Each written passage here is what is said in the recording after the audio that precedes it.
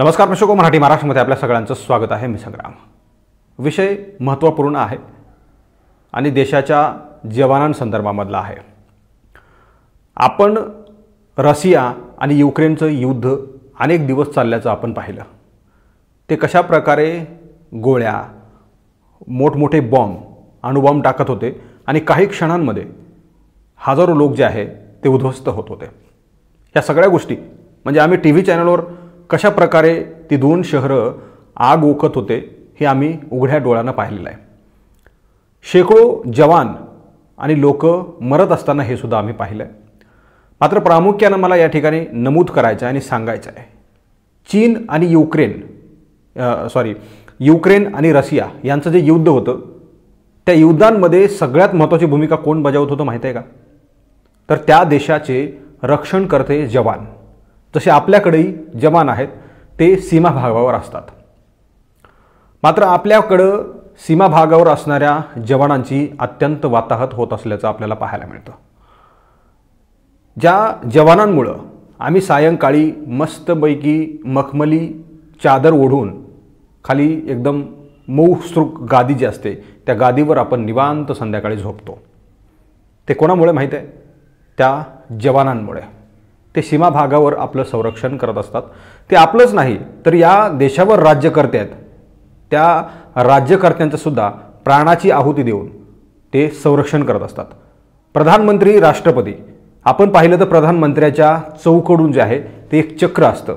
एक नाही तर अनेक चक्र प्रधानमंत्री यांच्या संरक्षणासाठी तैनात असतात. त्यांच्याकडे शेकडो जे आहे ते फौजफाटा प्रधानमंत्र्याच्या संरक्षणासाठी असतो. 3-4 चक्र त्यांचे प्रामुख्याने असतात. जर आपण पाहिलं आहे की एखादा प्रसंग अवधान जे आहे ते निर्माण झालं किंवा मग सेन्सिटिव्ह परिस्थिती निर्माण झाली तेव्हा जवान कुठे असतात माहिती आहे का तुम्हाला? प्रधानमंत्र्याला पहिला ते घेराव घालतात आणि समोर असं छाती काढून उभे राहतात, गोळ्या मला घाला, प्रधानमंत्री वाचले पाहिजेत.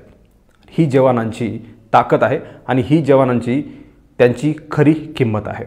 मात्र या जवानांच्या परिवाराला त्यांच्यासाठी काय सोयीसुविधा मिळतात याबद्दल नाराजी असल्याचं सगळं प्रकरण आपल्याला पाहायला मिळतं.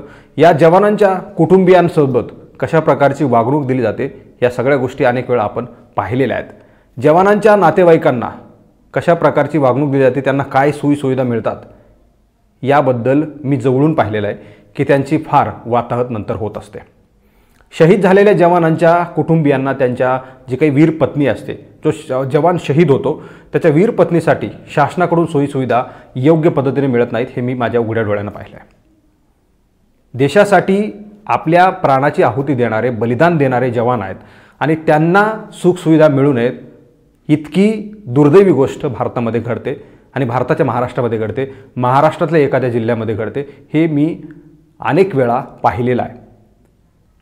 हा सगळा शब्दप्रपंच एका व्यक्तीसाठी मी आज बोलतोय, ते म्हणजे बीड जिल्ह्याचे भूमिपुत्र आणि पाटोदा तालुक्यातील जे काही पांडुरंग वामन तावरे यांचं मागच्या 6 दिवसांपूर्वी म्हणजे जे काही 6 दिवसापूर्वी बेपत्ता होते त्यांचा 2 दिवसापूर्वी मृतदेह आढळून आला. ते बेपत्ता होते सिक्कीममध्ये आणि त्यांचं आज पार्थिव शरीर बीड जिल्ह्यामध्ये आणलं आणि त्यांच्या मूळ गावी त्या पार्थिव शरीरावर म्हणजेच पांडुरंग तावरे यांच्या पार्थिव शरीरावर शासकीय इतमामामध्ये अंत्यसंस्कार करण्यात आले. यावेळी गावकरी आणि पंचक्रोशीतील असंख्य शेकडो हजारो नागरिक त्या ठिकाणी उपस्थित होते. या ठिकाणी काही गोष्टी प्रखरतेनं जाणवल्या आहेत. पांडुरंग तावरे यांनी देशासाठी बलिदान दिलं, आम्ही सुखी राहावेत म्हणून ते देशाची सेवा त्या ठिकाणी करत होते. सीमा भागावर ते होते आणि 1 वर्षानंतर ते सेवानिवृत्त होणार होते आणि कुटुंबियांसोबत चांगल्या पद्धतीने आयुष्य जगणार होते. मात्र काळानं त्यांना हिरावून नेलेलं आहे.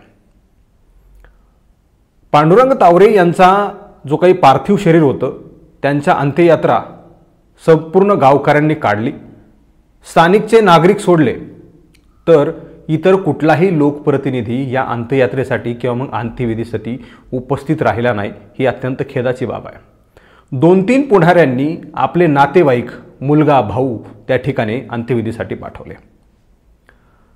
जिल्ह्याच्या खासदार प्रीतम मुंडे यांनी व्हिडिओ शोक संदेश पाठवला आणि त्या ठिकाणी तो लोकांनी जसं काही राजकीय तो मंच आहे किंवा मग राजकीय त्या ठिकाणी व्यासपीठ आहे तिथं माईकमध्ये लावून दाखवला. त्या ठिकाणी जिल्हा प्रशासन म्हणजे पाटबंधारे तालुका प्रशासनाला जी काही व्यवस्था त्या ठिकाणी अंत्यविधीची करण्यासाठी जे काही आदेश देण्यात आले होते, तशी सूचना देण्यात आल्या होत्या, त्या तोकड्या ठरल्यात. जसं काही तिथं त्या ठिकाणी जो काही आसन व्यवस्था जी काही बसण्यासाठी व्यवस्था करण्यात आली होती ती अत्यंत तोकडी त्या ठिकाणी वापरली होती. तिथं जसे काही भूमिपूजनाचा कार्यक्रम आहे की काय असं वाटत होतं. पांडुरंग तावरे यांनी देशासाठी बलिदान दिलं आणि त्यांच्या शेवटच्या क्षणी सुद्धा प्रशासनानं त्यांना योग्य पद्धतीनं अंत्यविधी होऊ दिला नाही किंवा मग केला नाही असा थेट सवाल या ठिकाणी उपस्थित केला जातो आहे.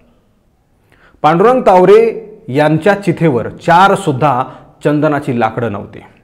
ज्या पांडुरंग तावरेंनी सिक्कीम येथे देशसेवा करत असताना बलिदान दिलं, त्या पांडुरंग तावरेंच्या नशिबी 4 लाकडं चंदनाचे प्रशासनाला आणता आले नाहीत. पाटोदा तहसीलचे तहसीलदार बालाजी चितळे यांच्याकडे ती व्यवस्था देण्यात आली होती, त्यांना सूचित करण्यात आलं होतं. मात्र तहसीलदार चितळे हे कालपासून एकदा त्या ठिकाणी येऊन गेले आणि सगळं पाहून गेले, मात्र त्या ठिकाणी ती व्यवस्था करण्यासाठी थांबलेले नाहीत. सर्व व्यवस्था अंत्यविधीची गावकऱ्यांनी त्या ठिकाणी केली. ही लज्जास्पद गोष्ट आहे. शासनाकडून चितळे यांना सांगण्यात आलं होतं की योग्य पद्धतीनं शासकीय इतमामामध्ये त्या ठिकाणी त्यांचा अंत्यविधी करण्यात यावा. तोकडा मंडप त्या ठिकाणी लावण्यात आला. खुर्च्या त्या ठिकाणी आणल्या नाहीत, खुर्च्या कोणाच्या तरी घरून उचलून आणल्या होत्या. 10 ते 15 किलो फूल आणले आणि ऐन वेळेला मोठ्या आवाजामध्ये त्या ठिकाणी चितळे यांना सांगितलं की ते पुष्पचक्र अर्पण करतील. चितळे यांना त्या ठिकाणी जी काही जबाबदारी देण्यात आली होती ती जबाबदारी चोख पद्धतीनं चितळे यांनी पार पाडली नाही. ते अंत्यविधी करण्यासाठी आले होते की राशन दुकानदारांच्या एजंटला भेटण्यासाठी आले होते, हा सवाल त्या ठिकाणी उपस्थित होतो. चितळे तहसीलदार यांनी अंत्यविधीच्या एवढ्या मोठ्या गटमधीमध्ये त्या ठिकाणी जो काही राशनचा माल काळ्या बाजारात नेऊन पोहोचवतो त्या एजंटची पहिल्यांदा चितळे यांनी भेट घेतली आणि अंत्यविधीसाठी ते पांडुरंग तावरे यांच्या आले होते. अत्यंत खेदाची बाब आहे, जिल्हा प्रशासनाकडून अशा प्रकारची हेळसांड आणि अवमान पांडुरंग तावरे यांचा मरणानंतर सुद्धा करण्यात आलाय.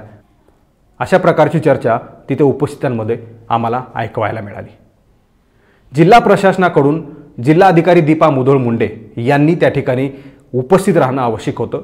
बीड शहरापासून म्हणजे जिल्हाधिकारी कार्यालयापासून अवघ्या 22 किलोमीटर अंतरावर तो अंत्यविधी होत होता आणि रस्ता कुठल्याही प्रकारचा खराब नाही. त्या ठिकाणी दीपा मुधोळ मुंडे त्या ठिकाणी पोहोचल्या नाहीत आणि शहीद जवान पांडुरंग तावरे यांना त्यांनी आदरांजली वाहिली नाही. ऐनवेळी गणपती पिरियडमध्ये म्हणजे गणपतीच्या वेळी दारोदार आरती करत फिरणाऱ्या दीपा मुधोळ मुंडे यांना आज पांडुरंग तावरे यांच्या पार्थिव शरीराला पुष्पचक्र अर्पण करण्यासाठी वेळ मिळाला नाही. ही खेदाची बाब आहे. आम्ही जिल्हाधिकाऱ्याला जिल्ह्याचा मायबाप म्हणून त्यांच्याकडे पाहतो आणि त्यांच्याकडे जिल्ह्याचा पालक म्हणून ती जबाबदारी आहे प्रशासनामधली. दुसरीकडे पालकमंत्री यांनी आदल्या दिवशी भेट दिली, मात्र दुसऱ्या दिवशी आपल्या भावाला त्या ठिकाणी पाठवलं आणि तिथून त्यांनी जे आहे ते त्या ठिकाणी पांडुरंग तावरे यांच्या पार्थिव शरीराला जे आहे ते पुष्पचक्र अर्पण केलं. पाटोदाचे आमदार बाळासाहेब आजबे यांनी स्वतःच्या मुलाला त्या ठिकाणी पाठवलं आणि अंत्यविधी उरकून घेतला.